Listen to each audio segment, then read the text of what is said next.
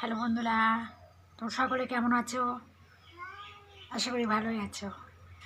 তো আমি কারখানায় গেছিলাম সকালবেলা, সেখান থেকে বাড়ি এসেছি। এখন 11টা 15 বাজে। তা রান্না করব। তো দেখো আমি আজকে কি রান্না করছি।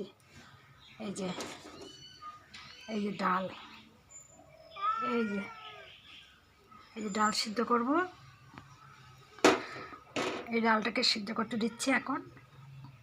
তারপরে যখন তেলে দেবো তখন একটা শুকনো লঙ্কা, পাঁচফোড়ন আর দুটো রসুনের কোয়া দিয়ে ডালটাকে সাঁতলে দেবো। তো ভাত রান্না করছি না, কালকে ভাত করেছিলাম। তো দুটো ভাত আছে, এই যে হাঁড়ি, এর মধ্যে দুটো ভাত আছে। তো এই কটাই খাবো, খেয়ে আবার কাজে যাব। চান টান করবো, রান্নাটা করে নিয়ে চান টান করবো। তো তোমরা সকলেই ভালো আছো? তো আর কিছু বলতে পারছি না, এখন নেই। তোমরা সকলে ভালো থেকো, সুস্থ থেকো।